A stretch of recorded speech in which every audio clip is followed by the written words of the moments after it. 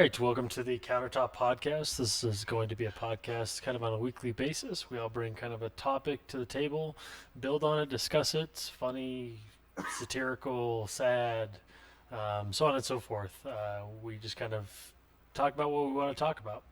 Um, we appreciate anyone listening. Once again, we are on Spotify, Apple Music, any of the other podcasting sites, as well as YouTube, Twitter, Instagram. More to follow as well as we kind of continue to grow, but those are going to be our main stops.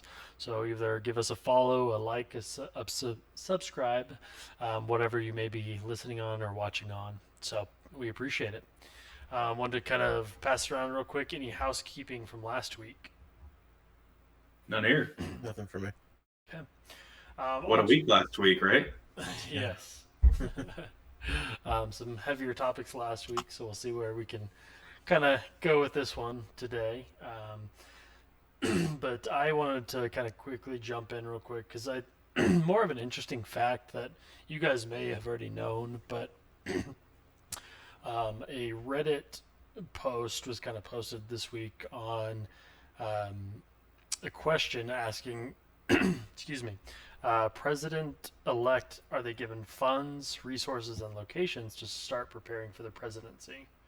So I thought it was kind of an interesting question because I don't know the answer to that right off the bat, and I don't know if you guys do at all. Well, they'd have to be because they've already made this house a no-fly zone. They've already dedicated different resources to that. I mean, like the generic, or not generic, but the presumption of certain things, but also not, hey, here's all the stuff you'll ever need, here's what you can do. So kind of interesting by that means kind of not just the basic like Secret Service and that stuff, but so there's actually a Presidential Transaction Act of 1963, which has been updated from time to time. The federal government must provide funds and office space to the president-elect and such persons as he designates. Essentially, a month before election, the government gets ready for a new set of leaders, including creating memos and other documents that catch up new folks and make them ready to take over. Before the election, each agency must delegate a senior career official, someone who's a civil servant, not a political appointee, who will be in charge of the transition planning, preparing transition briefings, material, ensure the succession plans are in place so that the political appointees depart. Career officials are prepared to step in place until new political appointees arrive. And then 6 months before an election, the president must establish a White House Transition Coordinating Council, chaired by a senior employee of the Executive Office of the President. So it kind of details further into the actual Transition Act, but I thought it was a super interesting fact. Of course, as we're recording this, the President-elect Biden has been announced. Of course, there's a lot of that around that as well, that they're still going to be going through lawsuits and all of that from the President Trump's campaign side. But I just thought it was interesting kind of giving that from a standpoint of from what Biden's saying, kind of his first day or first immediate transitions, who funds that during that time of that transition. So I thought it was kind of interesting. I don't know if any one of you wants to build on top of that, but I did think it was a different type of fact.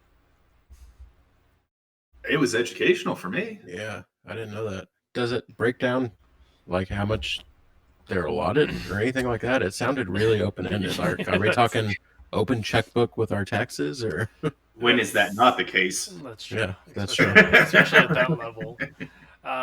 No, it really didn't give much information into funds or what's excessive, because it was very open-ended from most of what it was kind of talking about. So and I don't know how much of it's used from prior presidencies, if there's a transition building, those types of things. But it definitely does sound very interesting. Part of also with that, with kind of Trump saying he's not leaving, they said 6 months before the election, they have to appoint the president has to appoint a council for that transition. So it'd be interesting to kind of see. I don't know what data you could gather on that, but what that looks like today, because my assumption would be that it didn't happen or it was poorly put together. Well, here's the thing, though. I was thinking about this actually talking with the wife today. Um, he's been there before. And I don't know if I've done a lot of like post construction turnovers to from OEMs to owner operators and things like that. And typically, they have this punch list. It's, a transition has a lot of both the legal side, the daily operations, and appointings and all that other things. But what's really interesting is that even if Trump, bless his heart, was not as cooperative as we all believe he's going to be. Very cooperative, very forthcoming, very transparent, very sobering, and overall a stand-up lad in this transition because democracy and all. He is going to be fine. I mean, it's like he already knows what the UFO book is, right? Or wait, do they tell the vice president that? Yeah, I wonder how much they don't tell. Yeah. So now he's going to be like, oh, Camila don't know shit. Look at this. He's just going to be pissed at Obama for not sharing this information. Yeah, he's like, what the fuck, bro? Their next basketball game. You could have prepared me for this. I would have signed up. The fuck do you mean? Gary the alien is in the other room. Shit. No, but I did kind of find it interesting just because I've never heard that fact. And, you kind of think of it as the common sense knowledge of some of that, but not also, I would think that they'd be doing it on their own. Special brownies chocolate stout is what Tanner's drinking right now. You're showing it on camera, so I had to bring it up. You would think part of their campaign funding, I guess, would go to that, but it also makes sense, being a public office, that it would be covered in some shape or form. But it's just interesting to hear about it when you've never heard about it before, I guess. Yeah, because they're expected to take over that job inauguration day, so they've got to be afforded some kind of preparation time. So it makes sense. I guess it's think about the private sector. Mm-hmm. Yeah, no, private sector, right? Oh yeah, you're about to start a job. Here's $5,000 to get you ready. What? Now, I have heard that for work at home and some other things for setting up your office space, but in general, I think it's something special and rightfully so. And, kind of going back to like the whole structure of what's really amazing is that, like I keep going to this fact about the Marines, right? They're literally at the president's disposal for a period of, I think, 48 hours before ever having to answer a question. Transitioning that type of power, that type of authority, that type of organizational structure. I mean, you talk about like, on ISO standards, right? You're sitting there going, well, you got to periodically review your documents for effectiveness. Well, that one, you're changing the entire reporting structure of a government entity and all of its hundreds of thousands of employees going, yeah, I could see why they probably need a pretty good transition plan. Even 6 months, is that enough for something like that? And I know he doesn't, affect all channels, but right, there has to be something that changes with that as well. That you also see a lot of building within the first 6 months to a year of a presidency. I mean, look at how limited the amount of things that presidents will do within their first year of their term normally. So I think a lot of that comes from having a shorter time to get ready for it. Plus, there's going to be some key changes, I'm sure, just like if you were to get a new boss or something like that. Yeah. Bring up a corporate type structure, but realistically, it's going to take more time than that for anybody. So I'm sure a lot of that comes after the fact, more so than just having to be prepped 100% and ready to go before you get in there. I just assumed that was always based off of they didn't want to be impeached too soon, so they kind of left it open-ended for a little bit so they didn't change. Don't rock the boat too many times. Yeah. No. Do you guys know how many first-term presidents there has been? What is it, like 7? 6 or 7? It's more than I thought there would be. I thought it was relatively, it's hard not to get a second term as a president. So John Quincy Adams, Martin Van Buren, Franklin Pierce, Benjamin Harrison, William Howard Taft, Herbert Hoover, Jimmy Carter, and then the first George Bush. It's interesting to think about because how long ago was that the last president, George Bush? 89 to 93. Just seems like quite a while that we haven't had a one-term president. Like it seems like everyone before that, but then it's now kind of more that 8-year term. Yeah, and a good majority of that list was very early on. So, oh yeah, within 70s, modern 29, history, it's 1900, 1980, 1850, 1837, 1825, 1797. Yeah. So you're talking about since 1970s, which would be more modern history for most people.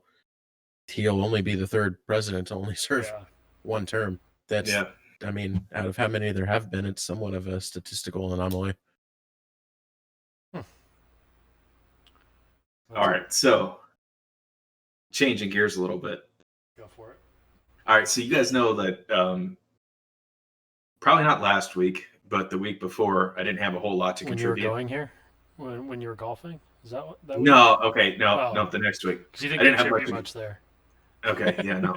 And I think last week I didn't contribute a whole lot in terms of topics. And so I've been, my brain's been wrinkled. And I've been struggling with a concept that I guess shouldn't be strange to me, but I haven't met anybody who was, I have to use the word devoutly, set in their opinion that the world is only 6,000 years old. Like, to the truest of sense. And it's been really bothering me, the complete rejection of science in such a way that, like, it started with talking about the environment, and it ended up in dinosaurs. And because what's really interesting is that, like, I always was bothered by the statement transitioning from politics to, science now. Trump says science doesn't know. Yeah. Fast forward a little bit later, I'm having a conversation with a person who says science doesn't know. And you're going, well, wait a minute. We're talking about parts per million, which, is how you measure gases of a specific compound.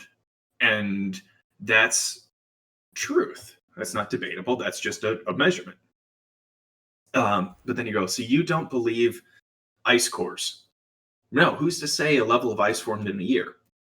Well, you have seasons, right? It doesn't matter. Science doesn't know that for sure. It could have formed multiple layers in a year. Okay. I get, and you don't trust satellites, right? You're like, well, I don't think they're giving us the whole story. So then it moved over to dinosaurs. And you're saying dinosaurs lived with people. People and dinosaurs were chilling together. And not only that, dinosaurs and people built cages for dinosaurs on the ark. I was like, holy shit. Like, I started out, we talked earlier about religion and us going to church camps and stuff. Never once did anybody ever tell me, bro, they built a cage for the T-Rex, and Noah and his 7 other family members were the people who harbinged dinosaurs past the 40 days and 40 nights of rain. You're like, all right. I didn't get that. But the gentleman, I figured out who these people are who are spreading this stuff. And it actually triggered from, you remember first episode you were talking about Bill Nye? Yeah. So he has a documentary on Netflix, and it's Bill Nye specifically going against the Genesis Answers in Genesis group, which is Ken Ham, and then also Kent Hovind, they're both non-trained scientists. They're evangelical educators who essentially run the Creationism group, and they have like these exhibits such as the Creationism Museum and the Ark Experience, and these things where I didn't put it together, but after I'd known this person for a very long time, they finally crossed that threshold of saying, oh, we went to go see a replica of Noah's Ark, to dinosaurs and people lived together because I saw a pot that had a T-Rex choking a dude. You're like, the fuck? Like, that's literally like evidence 1. And 2, we see footprints in dinosaur tracks, which was later redacted. There's a whole story about that, but essentially these are, I'm just, my brain, I still can't wrap my head around that, and it's been bothering me for 2 weeks now. Yeah, I'm having a hard time wrapping my head around anything that you just said. Because Because I'm telling you, it's one way to take faith in religion and keep it in religion, but when you start bringing faith and completely made up ideals into the field of science, which outside of theories and unproven things has empirical data to back up what they're saying. That's like refuting that if you really want to dumb it down, that's like refuting that 2 + 2 = 4, and you want to see other theories and examples of how people came to that conclusion. Isn't it also, and this may be the how the absorption of this is more logical to one person than another. And I don't know if it's in this case, but I feel like some of these religion based and even these wild ideas form from one, it's these cult like either establishments that help push the narrative, but then also make these claims feel more realistic by providing quote unquote evidence that is more tangible than science. So here's the thing. You bring up a great point. I talked to this individual and I said, we talked about the rock layers. They go, well, why are they always so nice and even? You're like, because it's a picture and it only shows this much. You don't see erosion in 5 square feet.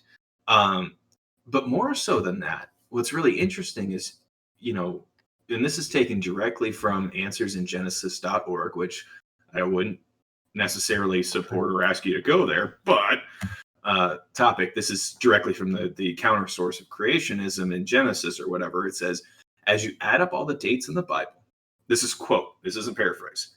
As you add up all the dates in the Bible, you'll come to the conclusion that the creation of the earth and animals, including dinosaurs, occurred only thousands of years ago, not millions of years ago. Thus, if the Bible is right, and it is, dinosaurs must have lived within the past few thousand years. Now, let's take that before passing judgment and consider flat earth theory. We have a theory that the world is flat. Any evidence presented that isn't, pointing to that, we have to dismiss as not being factually true. This is the same thing, but now because it has the word religion around it, somehow it's faux pas. But really, if you take, the statement is the Bible has a bunch of someone begot someone, who begot someone, who begot someone, who begot someone, and they have dates, right? And there's whole books of the Bible. There's who fucked who. I mean, we know that. Yeah. And so they say if you add up all those dates, it's 6,000 years. And because there isn't any record before that time frame, that therefore dinosaurs have to live with people during that same 6,000 years. And furthermore, if you press the topic of, well, how do you think that whole entire continents moved? That, you could see the actual shift in the North and South Pole periodically fluctuate as iron deposits are throughout the ocean, discovered in 1943, I believe it was, when they were trolling for U-boats. As you see the propagation of islands doing tectonic plates is, why Hawaii is the way it is. All these things, when asked this person, they said, well, there's a theory that says during the flood, it wasn't only rainwater, that it was actually tectonic plates that moved. And basically they're talking about Pangea moving over to the continents that we have now happened in a period during the flood. Now, it only rained for 40 days and 40 nights, but it didn't specify exactly how long it took for the water to recede.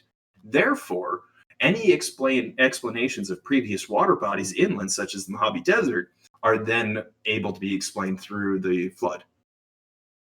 There's so many random extrapolations from this data that I don't get. I don't think it's data. I think you can say story. Yeah, you're right. It's story. Okay. It's not data. Sorry, shots fired. Yeah, it's like watching a movie and seeing all kinds of plot holes. What is there? I mean, based on all these beliefs, what is there to prove that dinosaurs were real? The bones could have been planted. Well, that's another thing because they say, remember that interesting Joe Rogan podcast, which I'm not watching anymore. But there was one that he talked to a dinosaur digger dude. What do you call those? Paleontologists? Archaeologists. Archaeologists. So he was talking to him, and he was trying to defend the fact that dinosaurs didn't exist because they haven't found a complete skeleton. In terms of like the bones died, it rests there. The other one that's really interesting is we talked about renewable energy being oil, and the theory is this is why it makes more sense than where you talk to folks about what their beliefs are. The belief is that oil is a renewable resource because plants and animals die, they become oil. If the world is only 6,000 years old, how long could it take? I see what they're trying to extrapolate from the information they've been given. Like it's, and It's I'm just so using this. reaching. Yeah, I'm using this term. If you're gonna make up a story, this is how the story would go. Like, Yeah, if you had to prove that it was only 6,000 years yeah, old, therefore oil must form within 6,000 years. yeah, and Have to be. I don't want to group everyone in this boat, but you stem into off of religion into evolution and the Big Bang and all of that, Which you have to separate. The which Big Bang theory never is different than happened evolution. because of religion. There's a lot of those ties that tie into evolution didn't happen because of the Bible. Well, and the Which Big Bang theory didn't happen because of the Creationism. Bible. exactly. But what's really interesting, we talked about the Big Bang too, and I believe it was this gentleman, Kent Hovind, who said that the Big Bang theory couldn't exist because he has a podcast series or something like that about creationism that person turned me on to, and he played the opening for me. And the opening, I'm paraphrasing because I listened to it once. It said that there are only two beliefs, and these are religions. They're not fact. They're religions. The religion of God created heavens and the earth, so I believe in God, or something blew up a long time ago and now we're on dirt, so I believe in God, or I believe in dirt. Was the way he opened his podcast series. And I said, hey, dude, there's a fundamental flaw here that says the Big Bang theory is different than evolution theory. Yeah. Like those are two very different. Why is the Big Bang theory disproved? We know the universe is ever expanding. We know the rate at which it's expanding. And he literally said the reason why is because all of the planetary bodies are not spinning in the same direction. And I said, well, let's talk about that briefly. I said, if you were to blow up a car and you were to put a bomb in the middle, would all of the pieces blow up in the same spinning direction? They're like, well, no. Yeah, because things react off each other. Things, are hit from different angles. They have different forces applied. Yeah, physics. Yeah, let's paraphrase physics. Yeah. And then you just see this thing wash over them going, okay, let's change topics. You got to process that one. Like, yeah, it's crazy, dude.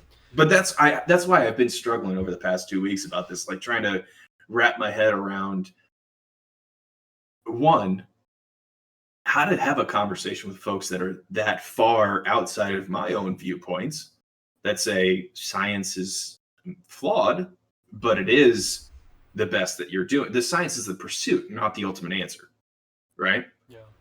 And generally, one, how do you not close out the dialogue? Because we want to not shut people down for being perceived dumb, but you want to say, all right, well, I have to talk to you still, so let's not be a douchebag. And two, how do you go about researching other ideals with a level of openness? Yeah.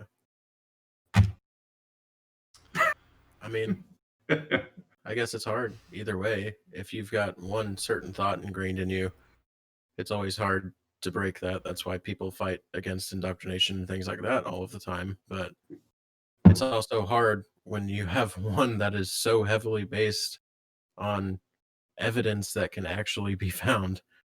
And then you have to look at another ideal where there is no evidence. It's all lacking. It's all theory. And I think go back to one can be more tangible to I feel like a type of person that it can accept that easier.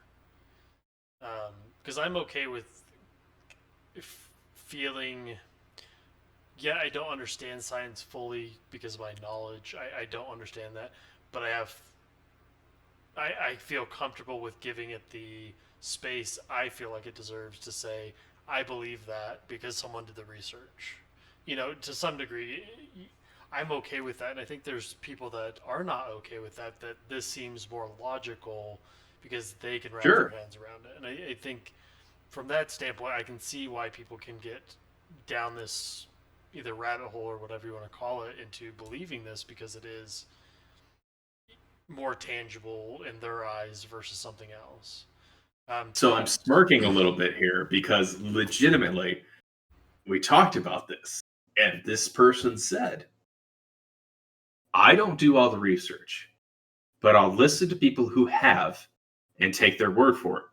However, they're selective about who they listen to. Yeah, And that's so the exactly thing what I was going to the say. thing that you're talking about, again, when talking and debating, not preaching, right? I'm just seeking first to understand what's going on. Yeah, I did go, well, how do you know? What are you listening to? What are you reading? What are you doing? Like you said, maybe it's easier to comprehend, but that same premise that we take for granted of trusting your sources is the same mechanism which they distrust. Yeah. It just, we've talked about it before, and I come back to it sometimes, but it's all confirmation bias as well. Maybe it's just me because I've always been the kind of person to research both sides on any argument that I'm interested in, just so I can see where one side is coming from, even if I don't agree with it. And so that opens me up a little bit to what they're looking at. But that is my lack of confirmation bias showing because I'm not just surrounding myself with opinions of people that I believe in one facet of whatever it is that I'm looking at. I actively search out other opinions from people whose opinion might dissent from mine to try and get all of the information that I have available instead of blindly believing one side just because they're a more trusted voice to me than someone else. We talked about religion the other day, right? About it serves a purpose and there's support of it. But for me, this isn't wholly religious because you have scientists in the community in astrophysics and in what's that, paleontology, right, or archaeology, or like religion in different what do you call them, professions and sciences. Yeah. They're not exclusionary, right? Is Yeah. that a word? We'll go with it. Sure. The folks are there regardless. It doesn't have like you won't find different religious folks who practicing who aren't in these fields. They're pretty Yeah. diverse. But what's interesting is it's not a religious. It's religion, but it's also anti-science, and that's the part that's bothering me is that it's using religion as a unrefutable backdrop to crazy ideals. Or it's kind of it would also kind of be a crutch to avoid having to do any kind of research yourself. It's easier to listen to what someone is telling you and Well, that's just what Trump did believing the that. whole time, right? Yeah. He's like, prove a negative. You're like, Yeah. what? Like, what do you mean prove a negative? Yeah. Like, you can't do it. Yeah. It's just at the same time, some of these beliefs, if that's what comes down to their faith and that's what they believe, if it's not actively harming anyone, I guess it doesn't matter. They can believe whatever they want, whether it's right or wrong. That's the interesting But part about the Bill Nye, documentary is that do you feel it's not damaging kids in their early education? Now, you're not saying that those folks can't be. I think Bill Nye, when he was going through, and we all know that he's a public figure at this point. He's a mechanical engineer. We're not saying that he's a science guy, but he's somehow been put probably. into that, Yeah, he's got put he's forward been to it. given that title. Right. Yeah. And so it's not. I'm not saying that Bill Nye is the end all be all of anything. But what I found interesting was that his point of view in speaking in that documentary specifically was that is it the potential downfall is that these kids, one, lose the intrinsic scientific drive that they're born with. that says, let's be curious and let's find out, and replaces it with a belief system that is dismissive of external ideas. Yeah. I mean, I think it's kind of a fine line because it is, in my opinion, important to teach all sides and let people make their own decisions from that. But then you get into the argument that kids aren't necessarily able to form their own opinions at that age based on the information that they're being given if they don't understand a majority of it. True, they will mold their own ideals, mannerisms around those that they put uh, admiration in around them, whether it Yeah. be peer pressure in kids or adults or aunts, uncles, whatever. Those around Yeah. them that they admire do have a hard influence on them, and that's going to Yep. be a lasting influence because Yeah. any deviation from that, and that's where you would be correct in saying that belief systems do that. But then it also puts science in the same bucket as religion Faith. in terms of, is it okay to dismiss empirical evidence under the guise that it is the exact same as religious beliefs? And then it's not just Christianity, it's all religious beliefs. Yeah. We're not talking about, like, yeah, I started with creationism because of these two gentlemen, because that's what I was kind of brought into. But we all know that there's additional religions around the world that have their viewpoints on science as well as human rights and whatever. So that's the thing, is I don't think they are in the same bucket. I think that this can and should exist absent separation church and state. I'm all pro states' rights, separation church and state, do whatever the hell you want. But when it comes to a common group of social, cultural beliefs, science has to be something that we put value in as a society. That way there's not these, divergence of, Yeah. let's just ignore fact. Especially Data. when it starts getting into the level of regulation and, UN directives on climate change and stuff like that. You can't necessarily bring faith into that picture because there is no empirical evidence to support any of it. So you have to be, in those situations, looking at the hard data. You can have your beliefs one way or the other, but you need to go with whatever data is on hand, which Mhm. is most likely not going to be the the religious leaning beliefs No. that are lacking in data. Yeah, no, that's. I think there's always going to be that avenue that exists. It's just who, and how, and how people handle it. It's from religion to cults to groups to, and I think it's easier the more and more we get into social media of spreading these words, and hopefully one day we'll have a cult following on this podcast, but but it's all of that becomes easier and easier. So but also I think it also hopefully expands the availability for children to explore outside of what they may be sheltered into because of the internet and all of that. I mean, that would be a great segue into, parents' rights as well, which Yeah. that it's in direct conflict of. And as a parent, you have to consider that going, I want my kids raised, but they also have that option, which is, what the Trump administration was talking about, of the privatization of schools with choice, lots of those things that basically said, if Homeschooling. homeschooling, I was Yeah. homeschooled, wouldn't recommend it. But if you look at that, you go, there are options that do have separation of church and state, do have the ability to have ideals. And if you choose to have your kids go through a program that is specifically based on one belief or another, it is a hard thing to say, after my whole spiel on the front end that goes, you reserve that right. But I do feel that it's doing a disservice. Yeah. Yeah. That's my I'll opinion. yeah, no, and I'll go out there and back you on that opinion because I think Yeah.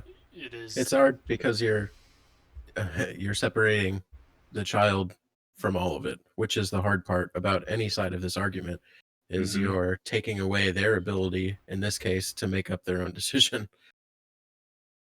Well, and when I got baptized too, it was at a young age where it was like it really wasn't your decision. Yeah. And people have that, age of consent and all sorts of things that relate to, we know a child is easily influenced in their early development. Yeah. That's 100%. not a debate. Yeah. Yeah. Well, it depends what part of which cult you're involved in. Okay, it shouldn't be a debate. It is. It's just all dependent on people's opinions and how they were raised and how they want to raise people. Because, like I was talking about in the episode that we talked about religion numbers dwindling and stuff like that. Like I had mentioned, my parents didn't force it on me. I did try it out when I was in my early teens and realized that it wasn't for me, and it got me out of it. So I was able to make that decision on my own without being forced to do it my entire time growing up, and then coming to a realization whether I wanted to do it or not, and continue going or not. So I feel like I was afforded that opportunity by my parents to be able to make my own decisions, but I don't know what their thoughts are on that. I don't know if they feel like they should have introduced it to me one way or the other. So it's hard for me to make that opinion from a parent's standpoint because I'm not, and I don't know how my parents felt in that. It's interesting too, because even if your parents may have felt, say you turned out like a terrible person, and they felt like religion was the key to that. There's so many other factors that come into life that may have had no impact on that. So that's so hard to look back and try to change that. And yeah, absolutely. Kind of off topic, but on topic with this is CRISPR, the DNA splicing. Dude, I just watched that. Yeah, I just started watching that. It's fascinating, but you kind of get into this and all I can think in the back of my mind is like, yes, you're solving one problem, but you may be creating a million more that you have no idea on, and it kind of CRISPR's a DNA splicing, adjusting program. Science. So it's a protein. Manipulation of a protein. But that they're able to get rid of certain diseases or add certain features, things like that, and that's continually growing. And China is a big player in that as well, with some recent articles. Like I can't look them up right this second, but that's what I think of when you said that comment is if you were to adjust a protein for a unborn child, and what does that affect? How does that change their moods, their outcomes, their solving? No one knows. This would be a great topic for one that we jointly do a topic on, because I would say, just out of curiosity, in that specific example, without going into detail, I would support it. Yeah, throw it out there. Just say yes or no, just real quick. I think no. Okay. See, I'm right in the middle between you guys. I would. Okay. I'm more than no more on it. No, it's not a choice. Yes or no, and the caveats I think we should explore at another time because it's really interesting. Engineer. So yes or no. If I had to lean right now in one direction, it would be yes. I'm okay with that. Okay. It's interesting. I think that's a great topic for another time, though, because it's so in depth. Yeah. And it does touch on about every other topic we talked to about today.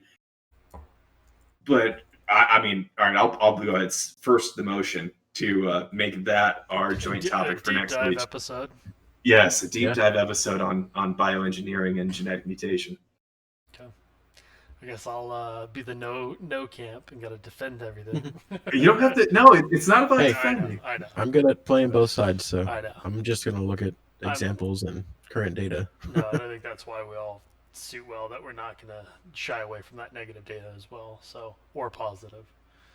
Right, because that's a really cool topic. It really is. Yeah, it's because it has the potential to make our next generation better, but it also has the potential to make everything astronomically worse. Yeah, and it's all about the how it's deployed, because once it's changed, which is weird because all right, never mind. All right, I'm not going to go through it. There's a lot of facets we could start going on right now on that topic. That's a great topic, though. are approaching our time limit. Any other final thoughts from anybody? I would, if anybody's made it this far, I would appreciate a comment or something. That'd be awesome. Hit it up on the Instagram or the YouTube. Spotify can't do comments, right? Nope. All right, so listen on Spotify, but then jump over to somewhere else and just YouTube, let us know Instagram, some probably comment. the best Yeah, place. I'll and end it on just love to hear you. Yeah, we'll end on one last thing since holidays are coming up. We'll pass it around. Favorite Thanksgiving side or meal? What's your favorite? I think mine's historically been stuffing. Okay. Green bean casserole for me. Ooh, Cranberry nice. sauce for me. Yeah. That's an unpopular choice. I feel like. That's fine. I love that shit. Okay. Well, this is. If that doesn't prove we have an opinion, nothing will. Exactly. We're all different. All right. Well, we'll go ahead and finish this up. Once again, we appreciate you guys listening. Like Tanner said, give us a follow on YouTube, Instagram, Spotify, Apple Music, any of the above. We will continue to try to put these episodes out. Hope you guys enjoy them, and we will see you next week.